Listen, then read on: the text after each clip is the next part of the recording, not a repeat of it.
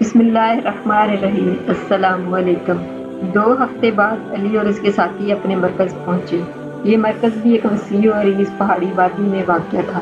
پہاڑ زیادہ اونچے نہیں تھے۔ پہاڑ کے دوسری طرف میدانی علاقہ شروع ہو جاتا تھا۔ میدانی علاقہ بھی بالکل چٹیل میدان نہیں تھا، بلکہ کہیں کہیں پہاڑی نما ٹیلے اور برساتی نالے تھے۔ تحصیل ہیڈ کوارٹر اس مرکز سے صرف 15 میل کے فاصلے پر تھا، جبکہ صوبائی دارالحکومت 30 میل دور تھا۔ یہ مرکز ایسی جگہ واقع تھا جہاں 3 صوبوں کی سرحدیں آپس میں ملتی تھیں۔ اس لحاظ سے یہ انتہائی اہم جگہ تھی۔ پہاڑ سرسبز تھے، ان پر گھنے جنگلات تھے، کہیں کہیں میں پام بمبوں سے درخت جل بھی گئے تھے، اور وادی میں کئی جگہ مجاہدین نے پھلدار درخت بھی لگائے ہوئے تھے۔ یہاں 400 سے زیادہ مجاہدین رہتے تھے۔ زیادہ تر رہائش گاہیں خیموں پر مشتمل تھیں جو درختوں کے گھنے جھنڈ میں لگائے گئے تھے۔ کچھ رہائش گاہیں پتھر مٹی سے تیار کیے گئے مکانوں کی صورت میں بھی تھیں۔ علی نے تھوڑی دیر آرام کرنے کے بعد پورے مرکز کا جائزہ لیا۔ دوسرے دن عبد الرحمن، محمد اسلام، درویش خان، فاروق، انجینئر عبداللہ اور مرکز میں پہلے سے موجود کمانڈر احمد گل اور 4 دیگر تجربہ کار مجاہدین کا اجلاس بلایا۔ اجلاس میں یہ طے ہوا کہ علی پہلے پورے صوبے کا دورہ کرے گا، اور مجاہدین کی تعداد بہت کم ہے، اس لیے گاؤں کے دورے کر کے مجاہدین کی تعداد میں اضافہ کیا جائے۔ دورے کے دوران میں عبد الرحمن، انجینئر عبداللہ، رحمت گل ان کے ہمراہ جائیں۔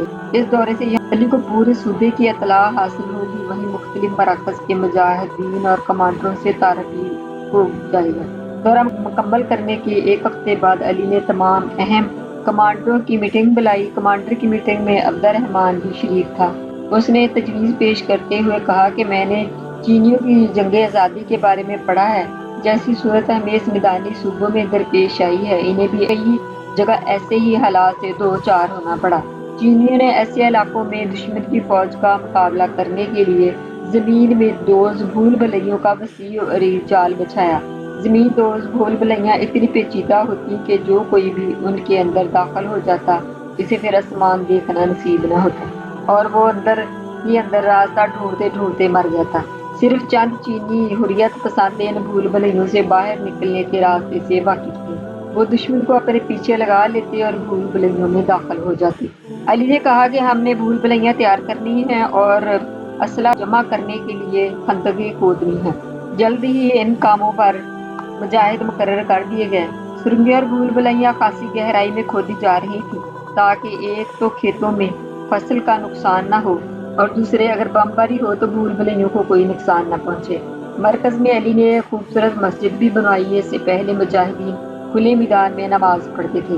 مسجد کی 4 دیواری پتھر اور مٹی سے بنائی گئی اور چھت لکڑی کے 8 ستونوں پر شہد اینٹ ڈال کر رکھی گئی۔ مسجد سادہ ہونے کے ساتھ ساتھ بہت ہی خوبصورت تھی، اور ممبر پر لکڑی کا بنایا گیا ڈاٹ راکٹ کے 2 خولوں کو جوڑ کر بنایا گیا۔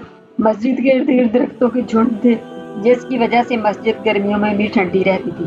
1 ہفتے میں پورے علاقے میں علی اور عبد الرحمن کی تقریروں نے آگ لگا دی۔ حکومت کو اپنے مخبروں سے جب علی اور عبد الرحمن کی سرگرمیوں کی اطلاع ملی تو وہ بہت پریشان ہو گئے۔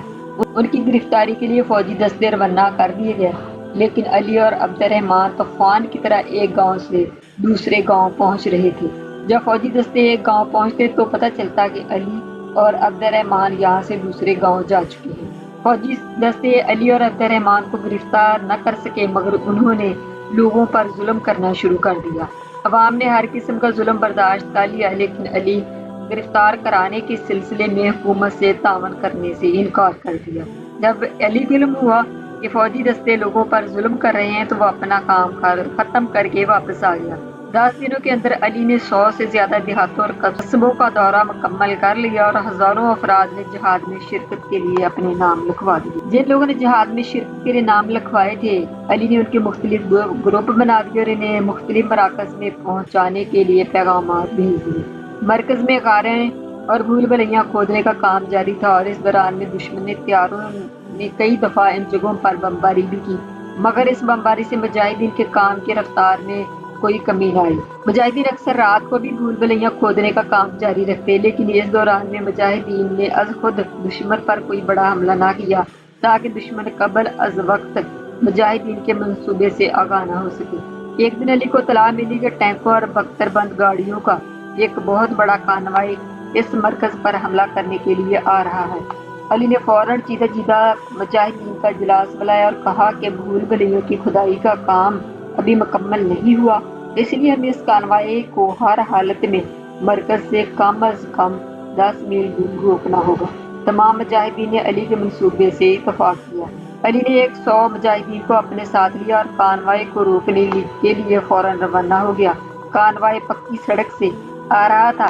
علی نے مناسب جگہ دیکھ کر مجاہدین کو روک لیا اور 2 مجاہدین کو گھوڑے دے کر بھیجا کہ پتہ کر کے آؤ کہ کانوائی یہاں سے کتنی دور۔ واپس آ کر سپاہیوں نے بتایا کہ کانوائی تقریباً 2 میل دور ہے اور ایسا محسوس ہوتا ہے کہ وہ رات کو وہیں قیام کر کے دوسرے دن مرکز پر حملہ کرنے کا ارادہ رکھتے ہیں۔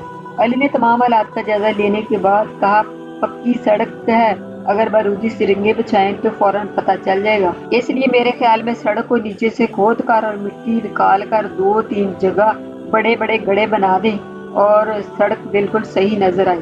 جب ٹینک اس کے اوپر سے گزریں گے تو اس میں گر کر پھنس جائیں گے اور اوپر سڑک بالکل صحیح نظر آئے گی، اور جب ٹینک اس کے اوپر سے گزریں گے تو بجری اور تار کول کی تہ بوجھ برداشت نہ کر پائے گی اور اگلا ٹینک اس میں پھنس جائے گا۔ اس کے بعد دوسرے ٹینک سڑک کی سائیڈ سے گزرنے کی کوشش کریں گے۔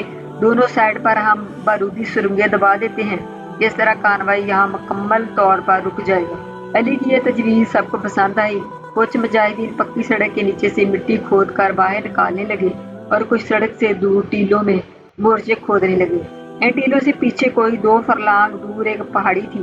وہاں علی نے راکٹوں اور میزائلوں کا دستہ متعین کر دیا اور 10 مجاہدین کا ایک دستہ آگے بھیج دیا۔ ان مجاہدوں سے کہا گیا کہ وہ آگے جا کر مورچے کھودیں۔ جب کانوائی گزرے گا تو سڑک پر بارودی سرنگیں بچھا دی جائیں گی اور کانوائی واپس مڑنے لگے گا تو اس پر حملہ کریں گے۔ آدھی رات تک سارا کام مکمل ہو چکا تھا۔ علی نے چند مجاہدین کی پہرے پر ڈیوٹی لگائی اور باقی کو آرام کرنے کے لیے کہا۔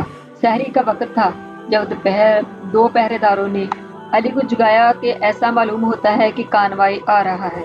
علی نے اٹھ کر جائزہ لیا تو معلوم ہوا کہ واقعی کانوائی بڑھتا چلا آ رہا ہے۔ اس کا مطلب تھا کہ وہ صبح مرکز پہنچنا چاہتا ہے تاکہ مجاہدین کو بے خبری میں آ بجھے۔ علی نے تمام مجاہدین کو جگا کر اپنے مورچوں میں جا کر پوزیشنیں سنبھالنے کو کہا۔ کانوائی آہستہ آہستہ آ رہا تھا۔ جب وہ مجاہدین کے قریب پہنچا تو اندھیرا چھڑ چکا تھا اور علی دوربین لگائے قافلے کو سڑک پر سے گزرتے دیکھ رہا تھا۔ پہلا ٹینک کھودے گئے گڑھے کے اوپر سے آرام سے گزر گیا۔ علی کو افسوس بھی ہوا اور مایوسی بھی کہ بجری اور تار کول کی تہ پر سے اتنا بھاری ٹینک کیسے گزر گیا۔ شاید تقدیر آج ہمیں آزمائش میں ڈالنا چاہتی ہے۔ ابھی وہ سوچ ہی رہا تھا کہ اس کے پیچھے آنے والا دوسرا ٹینک دھڑام سے گڑھے میں گر گیا۔ اتنی دیر میں سلامت گزر جانے والا ٹینک اگلے گڑھے میں گر چکا تھا۔ اب علی کی سمجھ میں بات آئی کہ یہ تو اللہ تعالیٰ کی مدد تھی جس نے 2 ٹینک گڑھوں میں گرا دیے۔ کانوائی کچھ دیر کے لیے رکا۔ گڑھوں میں پھنسے ہوئے ٹینکوں میں سے 2 افراد کو نکالا گیا۔ پھر کانوائی گڑھے کے ایک طرف سے چلنا شروع ہو گیا۔ ابھی وہ سڑک سے اتر کر چند گز ہی چلا ہوگا کہ بارودی سرنگیں ٹینک کے پرچھے اڑا گئی اور اس کے پیچھے آنے والی کئی دوسری گاڑیاں بھی الٹ گئیں۔ کانوائی والوں کو مزید بدقسمتی یہ ہوئی کہ انہوں نے بغیر سوچے سمجھے گاڑیوں کو گڑھے کے دوسری طرف سڑک سے نیچے اتار لیا۔ تھوڑی دور جا کر آگے بارودی سرنگیں دبائی گئی تھیں۔ جو ہی اگلا ٹینک بارودی سرنگ پر سے گزرا وہ دھماکے سے ہوا میں اچھلا اور ساتھ ہی کئی دوسری گاڑیوں کو بھی اچھال دیا۔ اب راستہ بند ہو چکا تھا اور کانوائی رک گیا تھا۔ علی اور مجاہدین انتظار کر رہے تھے کہ کب فوجی بختر بند گاڑیاں اور ٹینکوں سے باہر نکلے تو فائر کھولیں۔ انہیں زیادہ دیر انتظار نہ کرنا پڑا۔ ٹینکوں سے چند گولے پھینکے گئے مگر جب کوئی جوابی کارروائی نہ ہوئی تو چند روسی فوجی باہر نکلے۔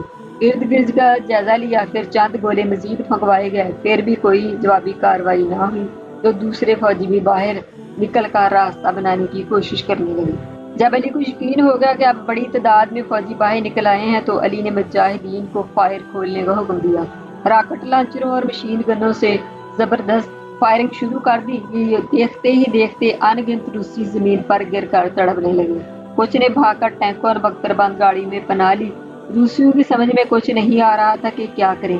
چند ٹینکوں سے گولہ باری شروع ہو چکی تھی مگر تھوڑی دیر بعد علی نے حسب توقع کانوائے کو پیچھے کی طرف لے جانے کی تیاریاں ہوتی دیکھی۔ یوں ہی کانوے پیچھے کی طرف مڑا، پہاڑی پر موجود مجاہدین نے راکٹوں اور میزائل سے حملہ کر دیا۔ ٹینک اور گاڑیاں واپسی کے لیے تیز رفتاری سے چلنے لگیں، مگر روسیوں کو اس سلسلے میں بھی جلد ہی ناکامی کا سامنا کرنا پڑا، اس لیے کہ جس سڑک سے تھوڑی دیر پہلے وہ صحیح سلامت گزرے تھے، اس پر اب بارودی سرنگیں بچھا دی گئی تھیں۔ یوں ہی ٹینک ان پر سے گزرے، وہ پھٹی تو نہ صرف کانوائے رک گیا بلکہ روسی فوجی بھی اب پورا کانوائے راکٹوں اور میزائلوں اور مشین گنوں کی زد میں تھا۔ کانوائے والوں سے زیادہ دیر مقابلہ نہ کیا اور جلد ہی ایک ٹینک پر سفید جھنڈا لہرا دیا گیا۔ سفید جھنڈا دیکھ کر علی نے فائر بند کر دیا۔ یوں ہی فائر بند ہوا، روسی اور افغان کمیونسٹ فوجی ہاتھ ہٹائے ٹینک اور گاڑیوں سے باہر آنے لگے۔ 90 روسی اور افغان فوجیوں کی زندہ گرفتار کر لیا گیا، جن میں 35 زخمی تھے۔ مرنے والے روسی اور افغان فوجیوں کی تعداد 70 سے زیادہ تھی۔ بہت زیادہ اسلحہ اور گولہ بارود ہاتھ ہے مجاہدین کے پاس۔ چونکہ ٹینک چلانے والا عملہ نہیں تھا، اس لیے علی نے تمام ٹینکوں کو تباہ کروا دیا۔ پوری کارروائی میں صرف 5 مجاہد زخمی ہوئے۔ دوسرا کانوائے اب ایک ماہ تک نہیں آ سکتا تھا۔ علی کو یقین تھا کہ ایک ماہ تک مجاہدین زمین دوز بھول بھلیوں کے منصوبے کو مکمل کر لیں گے۔ نئے گرفتار شدہ قیدیوں کو ابتدائی تفتیش کے بعد پہاڑوں کے اندر غار کھودنے پر لگا دیا گیا۔ حسب توقع بھول بھلیوں کا منصوبہ بروقت مکمل کر لیا گیا۔ مرکز میں غار بھی خاصی حد تک مکمل ہو چکے تھے۔ قیدیوں کے جیل خانے کے لیے غاروں کی کھدائی شروع کر دی گئی۔